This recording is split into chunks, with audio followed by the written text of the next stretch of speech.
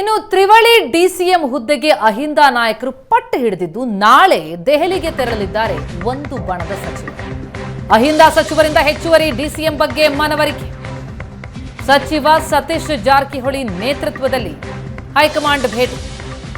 ನಾಳೆ ಮಲ್ಲಿಕಾರ್ಜುನ ಖರ್ಗೆ, ಸೋನಿಯಾ ಗಾಂಧಿ, ರಾಹುಲ್ ಗಾಂಧಿ ಮತ್ತು ಪ್ರಿಯಾಂಕಾರನ್ನ ಭೇಟಿಯಾಗಲಿದ್ದಾರೆ.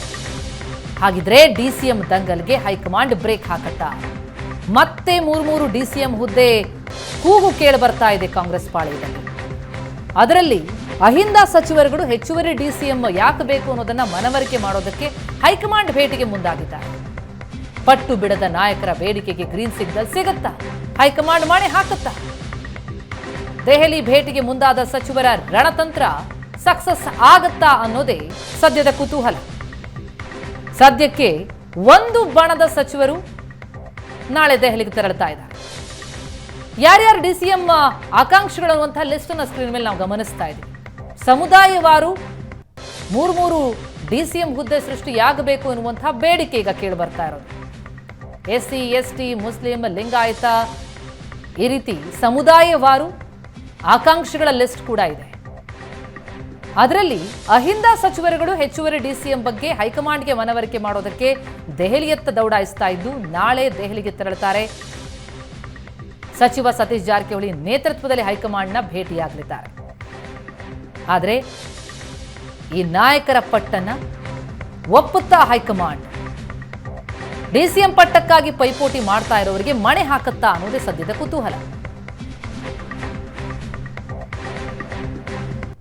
ನಾಳೆ ಒಂದು ಬಣದ ಸಚಿವರು ಭೇಟಿಯಾಗ್ತಾ ಇದ್ದಾರೆ. ಡಿಸಿಎಂ ಸ್ಥಾನದ ಬಗ್ಗೆ ಹೈಕಮಾಂಡ್ಗೆ ಮನವರಿಕೆ ಮಾಡೋದಕ್ಕೆ ಮುಂದಾಗ್ತಾ ಇದ್ದಾರೆ. ಈ ಹಿಂದೆ ಕೂಡ ಈ ಕೂಗು ಕೇಳಿ ಬಂದಿತ್ತು. ಲೋಕಸಭಾ ಚುನಾವಣೆ ವೇಳೆಗೆ ತಣ್ಣಗಾಗಿತ್ತು. ಆದರೆ ಲೋಕಸಭಾ ಚುನಾವಣೆ ಆಗ್ತಾ ಇದ್ದಂತೆ ಈಗ ಮತ್ತೆ ಆ ಕೂಗು ಕೇಳಿ ಬರ್ತಾ ಇದೆ. ಸಚಿವ ಸತೀಶ್ ಜಾರಕಿಹೊಳಿ ನೇತೃತ್ವದಲ್ಲಿ ಹೈಕಮಾಂಡ್ನ ಭೇಟಿಯಾಗೋದಕ್ಕೆ ಮುಂದಾಗಿದ್ದು ಹೈಕಮಾಂಡ್ ಏನ್ ನಿರ್ಧಾರಕ್ಕೆ ಬರುತ್ತೆ ಅನ್ನೋದೇ ಕುತೂಹಲ. ಈ ಮೂಲಕ ಲೋಕಸಭಾ ಫಲಿತಾಂಶದ ಬೆನ್ನಲ್ಲೇ ಕಾಂಗ್ರೆಸ್ನಲ್ಲಿ ಭಿನ್ನ ಮತ ಎದ್ದಿದೆಯಾ? ದೆಹಲಿ ಮಟ್ಟದಲ್ಲಿ ಸದ್ದು ಮಾಡ್ತಾ ಇದೆ ಕರ್ನಾಟಕದ ರಾಜಕೀಯ. ಹೈಕಮಾಂಡ್ ಭೇಟಿಗೆ ಲಿಂಗಾಯತ ಶಾಸಕರ ನಿಯೋಗ ತೆರಳಿದೆ.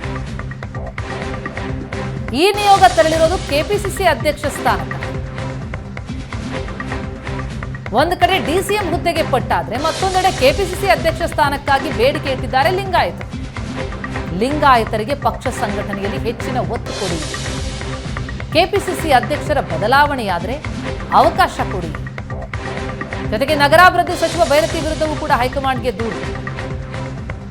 ಖಾಲಿ ಇರುವ ಸಚಿವ ಸ್ಥಾನಕ್ಕಾಗಿ ಶಾಸಕರುಗಳ ಲಾಬಿ.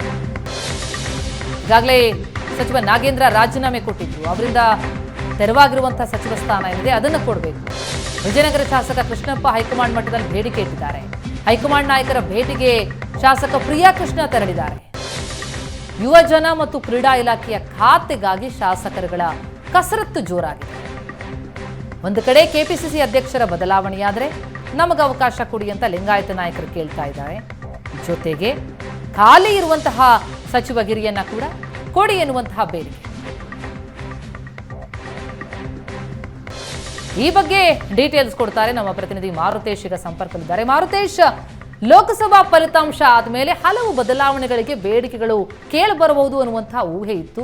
ಆ ಕಾಲ ಬಂದಿದೆ ಅಂತ ಅನಿಸುತ್ತೆ. ಈಗ ನೋಡ್ತಾ ಹೋದ್ರೆ ಯಾವ ರೀತಿಯ ಬೇಡಿಕೆ ಲಿಂಗಾಯತ ನಾಯಕರಿಂದ ಕೇಳಿ ಬರ್ತಾ ಇದೆ? ಏನ್ ಕಸರತ್ತು ನಡೆಸ್ತಾ ಇದ್ದಾರೆ? ಪ್ರತಿಮಾ, ಬಹಳ ಪ್ರಮುಖವಾಗಿ ಲಿಂಗಾಯತ ಸಮುದಾಯವನ್ನ ಈ ಸರ್ಕಾರದಲ್ಲಿ ಕಡೆಗಣಿಸಲಾಗ್ತಾ ಇದೆ ಅನ್ನುವಂತಹ ಕೂಗು ಚುನಾವಣಾ ಪೂರ್ವದಲ್ಲೂ ಕೂಡ ಇತ್ತು. ಆಯಕಟ್ಟಿನ ಜಾಗಗಳಲ್ಲಿ ಅಧಿಕಾರ ನೇಮಿಸಿಲ್ಲ ಅನ್ನುವಂತಹ ಗಂಭೀರ ಆರೋಪವನ್ನ ಆ ಸಮುದಾಯದ ಪ್ರಭಾವಿ ನಾಯಕರಾಗಿರುವಂತಹ ಶಾಮನೂರು ಶಿವಶಂಕರಪ್ಪನವರು ಹೇಳಿದ್ರು. ಸೊ ಈಗ ಅಂದ್ರೆ ಚುನಾವಣೆ ಮುಗಿದ ಮೇಲೆ ಇನ್ನೊಂದು ಬೆಳವಣಿಗೆ ನಡೀತಾ ಇದೆ. ಲಿಂಗಾಯತ ಶಾಸಕರ ನಿಯೋಗ ಈಗ ದೆಹಲಿಗೆ ತೆರಳಿರುವಂತದ್ದು ಈ ಸರ್ಕಾರದಲ್ಲಿ ಲಿಂಗಾಯತರ ಕಡೆಗಣನೆ ಆಗ್ತಾ ಇದೆ ಅನ್ನುವಂತಹ ಒಂದು ಗಂಭೀರ ಆರೋಪ ಇರುವ ಹಿನ್ನೆಲೆಯಲ್ಲಿ ಮುಂದೆ ಆಗುವಂತಹ ಯಾವುದೇ ಜವಾಬ್ದಾರಿಯುತ ನೇಮಕಗಳಿರ್ಬೋದು, ಪಕ್ಷ ಸಂಘಟನೆ ವಿಚಾರ ಇರ್ಬೋದು, ಡಿಸಿಎಂ ವಿಚಾರ ಇರ್ಬೋದು, ಅಥವಾ ಇನ್ನ ಹಲವು ವಿಚಾರಗಳಿರ್ಬೋದು, ಸೊ ಇಂಥ ವಿಚಾರಗಳಲ್ಲಿ ಲಿಂಗಾಯತರನ್ನ ಪರಿಗಣಿಸಬೇಕು ಅನ್ನುವಂತಹ ಕೂಗು ಈಗ ದೊಡ್ಡದಾಗಿ ಎದ್ದಿದೆ. ಹಾಗಾಗಿನೇ ಲಿಂಗಾಯತ ಶಾಸಕರ ನಿಯೋಗ ದೆಹಲಿಗೆ ತೆರಳಿ ಹೈಕಮಾಂಡ್ನ ಭೇಟಿಯಾಗಿ ಈ ಒತ್ತಡವನ್ನು ಹಾಕುವಂತ ತೀರ್ಮಾನವನ್ನ ತೆಗೆದುಕೊಂಡಿದ್ದಾರೆ.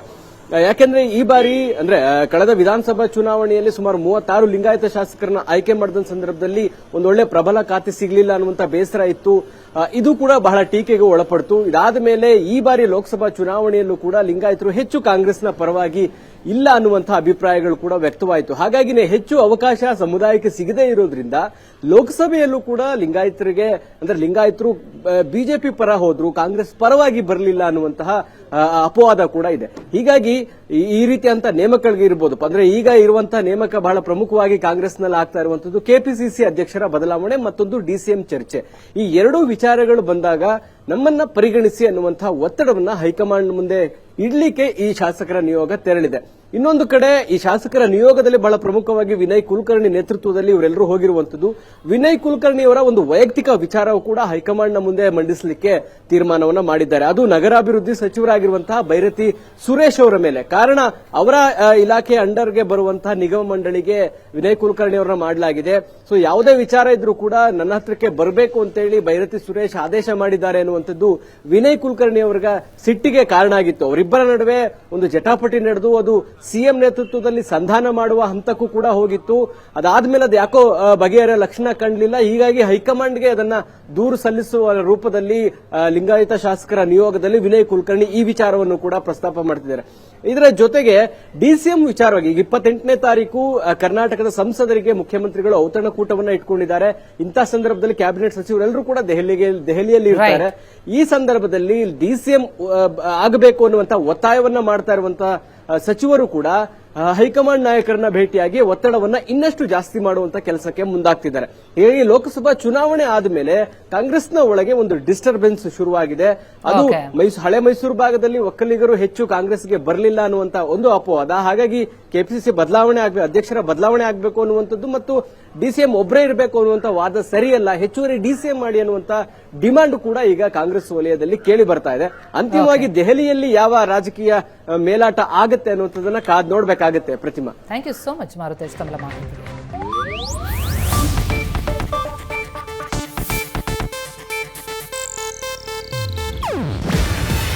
ಇದು ಏಷ್ಯಾನೆಟ್ ನ್ಯೂಸ್ ನೆಟ್ವರ್ಕ್ ಪ್ರಸ್ತುತಿ. ನೀವು ನೋಡ್ತಿದ್ದೀರಾ ಏಷ್ಯಾನೆಟ್ ಸುವರ್ಣ ನ್ಯೂಸ್.